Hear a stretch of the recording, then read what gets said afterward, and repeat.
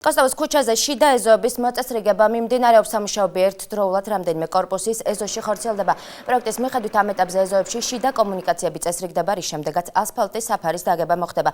აღნიშნულ სამუშაოებს რუსთავის მერია ინფრასტრუქტურული პროექტის ფარგლებში ახორციელებს. გზის სარეაბილიტაციო სამუშაოები კოსტავოს ქუჩის მსგავსად მშენებელთა ქუჩაზეც მიმდინარეობს. კოსტავოს ქუჩის შიდა ეზოებში მიმდინარეობს ეზოების რეაბილიტაცია. მოეწყობა ახალი ასფალტის საფარი. ეხლა ამ ეტაპზე მიმდინარეობს ეზოების მოხრეშვა და სანიაღრო ქსელის მოწყობა. რუსთავში საგაზაფხულო სამუშაოები აქტიურად მიმდინარეობს. თბილისის ქუჩაზე შუა და გვერდით ზოლებზე ბალახი ითიბება. სამუშაოები დაიწყო მეგობრობის გამზირზე 31 ნომერთან არსებულ გამწვანების ზოლზეც. ასევე აქტიურად სუფთავდება ლეონიდის სახელობის სკვერი. აღსანიშნავია, რომ რუსთაველის ქუჩაზე ავარიული ხეების დამუშავებაც მიმდინარეობს. ქალაქის მასშტაბით მიმდინარეობს საგაზაფხულო სამუშაოები. როგორც ბალახის თიბა, ასევე მცენარეების გადაბელვა, მართალია ახლა დამთავრდა, მაგრამ აქამდე მიმდინარეობდა. ახლა მიმდინარეობს რუსთაველის ქუჩაზე მთლიანად მთელი მასშტაბით ხეების ზედმეტოების აჭრა გასუფთავება. სასჯელ აღსრულების სასწავლო ცენტრში სპეციალური აღრიცხვის განყოფილების თანამშრომლებისთვის ტრენინგი მიმდინარეობს. გადამზადების მიზანი სისტემის სპეციალური აღრიცხვის თანამშრომლების პროფესიული უნარჩვევების განვითარება. უწყების ინფორმაციით ტრენინგზე მიღებული ცოდნა და გამომუშავებული უნარჩვევები მათ დაეხმარება სათანადო დოკუმენტაციის წარმოებისას იხელმძღვანელონ შესაბამისი სამართლებრივი ნორმებით. ეს არის ახლად შექმნილი პროგრამა, ძალიან მნიშვნელოვანი სამსახურისთვის, რომელიც პრაქტიკულად მჟავრდებულთან და ბრალდებულთან დაკავშირებით ყველა დოკუმენტის წარმოებას ახორციელებს სასჯელ აღსრულების დაწესებულებებში, ბრალდებულის და მჟავრდებულის დაწესებულებაში შემოსვლის დღიდან მისი გათავისუფლებით და არქივის ჩათვლით. და ძალიან მნიშვნელოვანია ამ ადამიანების როლი, როგორც თვითონ პირადი საქმის წარმოების, ასევე სტატისტიკის წარმოებისათვის სისტემაში. საბიბლიოთეკო კვირაულის ფარგლებში ქალაქის მთავარ ბიბლიოთეკაში მარგი ღონისძიება გაიმართა. ცოცხალი წიგნები, ასე ქვია პროექტს, რომელიც კულტურის სამინისტროს ეგიდით სხვადასხვა რეგიონებში უკვე 1 წელია იმართება. ღონისძიების ფარგლებში საკუთარი შემოქმედება დედაქალაქიდან სტუმრად ჩამოსულმა მწერლებმა დამწრე საზოგადოებას თავად გაცნეს. ღონისძიებას ქალაქისა და მხარის ხელმძღვანელი პირები ესწრებოდნენ. კარგი პროექტი ექნება გამომდინარე რეგიონის მასშტაბით და საქართველოს მასშტაბით დადიან ამ პროექტის ფარგლებში და თავიანთ თქვა შემოქმედებას აცნობს საზოგადოებას. ზოგადად საუბარიც იყო იმაზე, რომ რატომღაც არის რომ რაღაც გარკვეული 5-10% არის თქვა ჩვენი მწერლების ცნობადი ტელევიზია, დანარჩენი რაღაც თბილისში არიან, შეიძლება მათ უფრო უკეთესი რაღაც ნაწარმოები ქონდეთ, აქედან გამომდინარე მსგავსი პროექტები კარგიც არის. მინდა გამოვყო ქალბატონი მანანა დონბაძე, მათ შორის მინდა გამოვყო ბატონი ბართულ დანელია და ჩვენი მწერლები, მათ შორის და ჩვენი თანამედროვე მოამაგენი ამ კუთხით. ძალიან მნიშვნელოვანი დღეა. მარტო დღეს კი არ მევისურვებდი, რომ მომავალშიც ყოველდღე იყოს ესეთი მნიშვნელოვანი დღეები. რატომ? იმიტომ რომ ეს არის სული სიმდიდრე და მომავალი თაობისთვის კიდევ ერთხელ გაწვრილი ნაბიჯი და ხელი. ჩვენი შემოქმედება არის ხალხისთვის და გვინდა რომ ხალხმა გაიგოს ჩვენი მწერლების ხმა. დღეს ეს ჭირს ცოტა და ამიტომ ვეხმარებით ჩვენს საზოგადოებას რომ გაგვიცნოს. იმიტომ რომ მწერალი ხალხის გარეშე წარმოუდგენელია და მკითხველის გარეშე და მკითხველი კიდე არ იარსებებს თუ მწერალმა ხმა არ მიიტანა მკითხველამდე. რუსთავის მერი დავით ჯიქია დღეს გიორგი ჩალაძის სახელოსნოს სტუმრობდა. რუსთავის მერმა მოქანდაკისა და ფერმწერის სახელოსნო დაათვალიერა. გიორგი ჩალაძემ რუსთავის მერს ის ნამუშევრებიც აჩვენა, რომლებზეც ამ ეტაპზე მუშაობს. უახლოეს მომავალში კი ქალაქში გიორგი ჩალაძის მიერ შესრულებული ილიასა და ვაჟას ძეგლი დაიდგმება.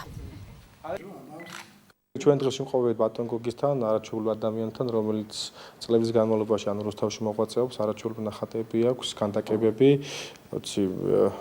ჩვენ ადრე ქალაქს აქვს შეძენილი ვაჟას ბიუსტი და უახლოეს პერიოდში ვფიქრობთ, რომ დაიდგმება ქალაქში.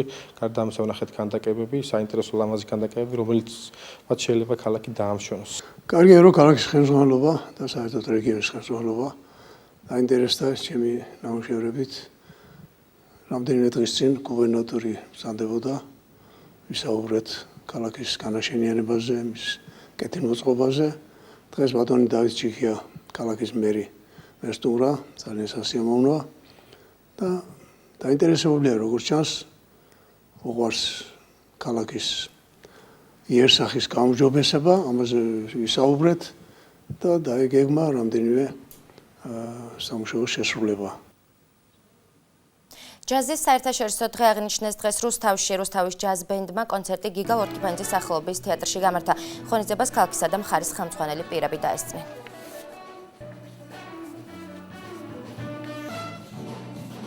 რუსთავის ჯაზ ბენდმა გამართა საკმაოდ საინტერესო კონცერტი. მოვისმინეთ მათი შესრულებით მნიშვნელოვანი კომპოზიციები. ვფიქრობ, რომ ეს არის ძალიან საინტერესო, მნიშვნელოვანი და აუცილებლად უნდა განმეორდეს და გაგრძელდეს კიდევ ესეთი ღონისძიებები ჩვენ ქალაქში. რუსთავის სარაგბო სტადიონზე საქართველოს 20 წლამდე ნაკრებმა სპარინგ მატჩი გამართა. დაპირისპირება არმასთან 26-29 დასრულდა. შეგახსენებთ, რომ 20 წლამდელები მსოფლიო ალაფამდე ბოლო შეკრებას რუსთავში გადის. შეხვედრას ქვემო ქართლის გუბერნატორის მოადგილე და რუსთავის მერი დაესწრნენ. კარგი თამაში იყო, ბოლოდ რაღაცები არ გამოგვივიდა, არ გაგვიმართლა, თან მწვრთნელებმა ძირითადი მოთამაშეები, რომლებიც არიან წამყვანი მოთამაშეები დაასვენეს და უნდათ ენახათ რამოდენიმე მოთამაშეებიდან რაღაცები გადასაწყვეტი აქვს და უბრალოდ ამიტომაც ხელი არ შეგვიწყო და რაღაცებში გვაჯობა მოწმობა გუნდმა. 20 წლამდე ნაკრების ბიჭები ძალიან მონდომებულები, ძალიან ენერგიულები, ძალიან კაი სამსულო შტაბი ყავთ. მაგარი კაი გუნდი არის, მაგრამ დღეს ცოტა ფორტუნა ჩვენსკენ იყო. 29-26 მინიმალური ანგარიშით მოვიგეთ, მაგრამ თამაში ძალიან დაძაბული იყო რა პირველიდან 80 წუთამდე დაძაბული იყო ორივე გუნდს 50%-იანი შანსი ჰქონდა. ტურნირი გაიმართა დღეს ქართულ ჭიდაობაში ერთმანეთს 2000-2001 წლებში დავადებული სპორტსმენები დაუპირისპირდნენ. ასამდე მოჭიდავე რეგიონალური პირველობისთვის იბრძოდა. ტურნირზე სულ 13 რაიონის სპორტსმენმა იასპარეზა. პირველი 3 საპრიზო ადგილის მფლობელები საქართველოს პირველობაზე წარსდგებიან, რომელიც ჩხორო-წყურში გაიმართება. აღსანიშნავი, რომ დღევანდელ შეჯიბს ქვემო ქართლის გუბერნატორის მოადგილე კახა გუგაშაშვილი და რუსთავის მერის მოადგილე ვაშა ლობჯანიძე ესწრებოდა. ეს არის 2000-2001 წლებში დაბადებულთა შორის. ასაკი. მე ამათი ჩატარდა დასავლეთის ზონა, შიდა ქართლის ზონა და ჩატარდება მე თბილისი დაემატება და საქართველოს პირველობა ჩატარდება ჩხორო-წყურში იქნება მთლიანი ფინალები. აქედან გასული პირველი მესამე ადგილი იძლევის ამ ფინალურ შეხვედრებს. რუსთაველი მოცურავების მორიგი წარმატებმა 6-მა რუსთაველმა სპორტსმენმა თბილისში კათეთ და ასაკის თბილისის პირველობაზე იასპარეზა და საპრიზო ადგილების დაკავება შეძლო. ტურნირში სულ 76 მოცურავე ეჯიბრებოდა. ერთმანეთს რუსთაველი სპორტსმენები ამ დროისთვის ჰეიდარ ალიევის სახელობის საერთაშორისო ჩემპიონატისთვის ემზადებიან. შეჯიბრი იყო ვაკის მოცურავ აუზში, მიცურავე 200 კომპლექსი, 400 კომპლექსი, გავაუნჯების ჩემი საუკეთესო შედეგები და დავიკავე 2 პირველი ადგილი. იყო EOF-ის შესარჩევი შეჯიბრი, სადაც ვიცურავე 100 და 200 ბატერფლაი. შედეგი გავაუნჯობესე, ასევე შეჯიბრში მონაწილეობდა 50-მდე კაცი. რუსთავის მოსახლეობა სასმელ წყალს ხვალდილიდან შეუფერხებლად მიიღებს, როგორც კომპანია რუსთავის წყალში აცხადებენ. ხრამი რუსთავის 800 მმ-იან მაგისტრალურ წყალსადენზე დაგეგმილი კომპლექსური სარეაბილიტაციო სამუშაოები გარკვეული დროით გადაიდო. შესაბამისად, ხვალდილის 9 საათიდან რუსთავის მოსახლეობა სასმელ წყალს ჩვეულ რეჟიმში შეუფერხებლად მიიღებს. სარეაბილიტაციო სამუშაოების ჩატარების თარიღის გადადებას რუსთავის წყალი კომპანია ენერგოპრო ჯორჯიას მხრიდან დაგეგმილ იმ ტექნიკურ სამუშაოებს უკავშირებს, რის გამოც რუსთავის მოსახლეობას დღეს ელექტროენერგიის მიწოდება შეეზღუდა. რუსთავის წყალი ითვალისწინებს მოსახლეობისთვის შექმნილ დისკომფორტს და თვალისთვის დაგეგმილ სამუშაოებს გარკვეული დროით გადადებს. ხრამი რუსთავის მაგისტრალურ მილსადენზე სარეაბილიტაციო სამუშაოების განხორციელების შეზღუდვის თარიღსა და დროს კომპანია რუსთავის წყალი მოსახლეობას რამდენიმე დღით ადრე მედიისა და სოციალური ქსელების მეშვეობით აცნობებს.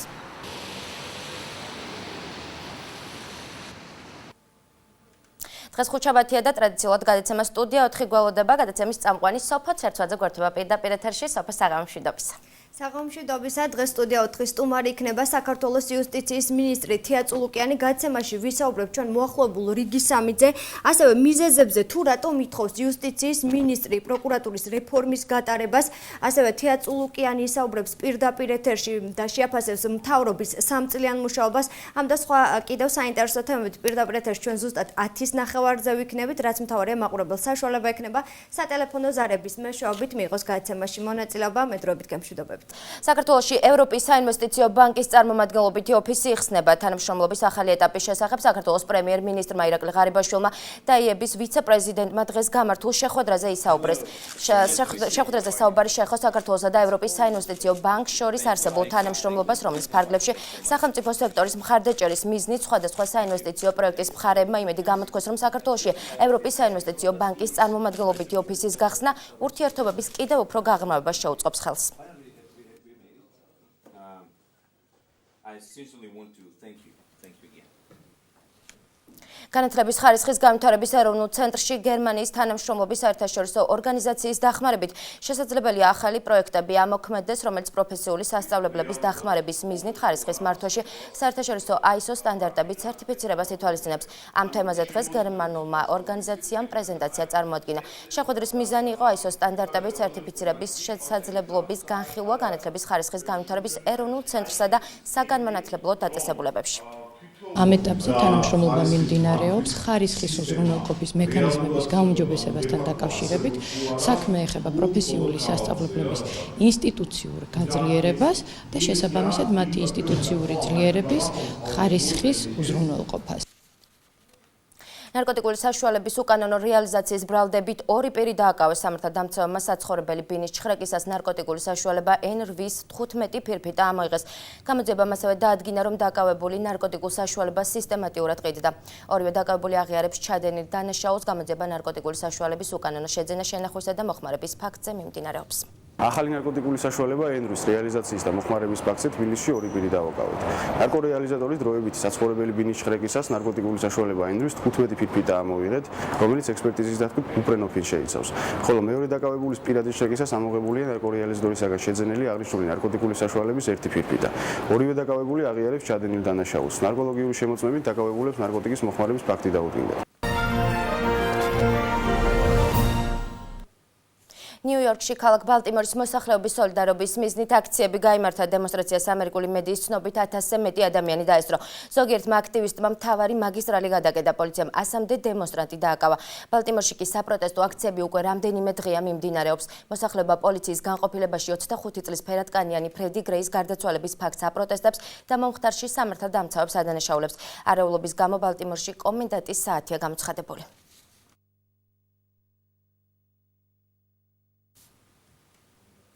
ნეპალში გასულ კვირას მომხდარი მიწისძვრის შედეგად დაღუპულთა რიცხვი 6000-მდე გაიზარდა. ასობით ადამიანი კვლავ ნანგრევებშია მოყოლილი. სამუშაო და გაწმენდითი სამუშაოები გრძელდება მიწისძვრის ეპიცენტრთან ახლოს. მცხოვრები მოსახლეობა წყლისა და საკვების გარეშეა დარჩენილი. ნეპალის მოსახლეობა ქვეყანას ტოვებს. დედაქალაქ კითმანდუს აეროპორტში უზარმაზარი რიგებია. ნეპალში მიწისძვრა გასულ შაბათს მოხდა.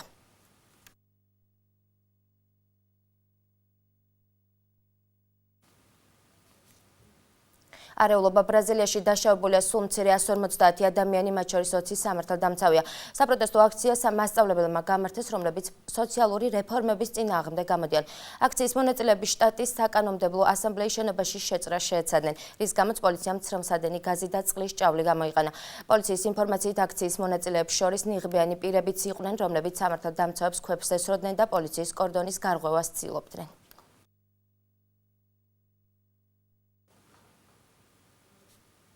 დაკვლევს საქართველოს და მოსალოდნელი ამინდის პროგნოზი. დღეს საღამოს და ღამით საქართველოს უმეტეს რაიონში იწვიმებს, ზოგან ძლიერად ღამით აღმოსავლეთ საქართველოში ქარი გაძლიერდება, რომლის სიჩქარე წამში 17-22 მეტრი იქნება. მათ შორის ქარია მოსალოდნელი რუსთავშიც. 3 მაისის ჩათვლით საქართველოს მთელ ტერიტორიაზე არამდგრადი ამინდი შენარჩუნდება.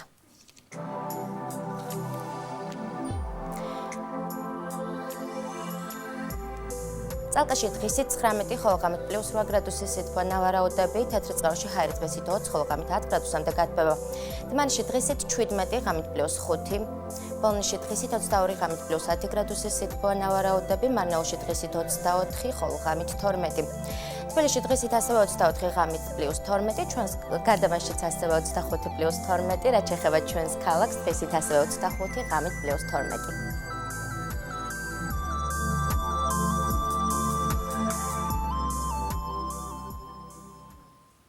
ასეთ იყო დღის მთავარი თემები და ქრონიკა ცხრის ნახევარზე. კიდევ ერთხელ შეგახსენებთ, რომ რამდენიმე წუთში გადაცემა სტუდია 4 დაიწყება, რომლის სტუმარიც საქართველოს იუსტიციის მინისტრი თეა წულუკიანი იქნება, ასე რომ დარჩით ჩვენს არხზე. მე სამშაბათამდე გემშვიდობებით, ნახვამდის.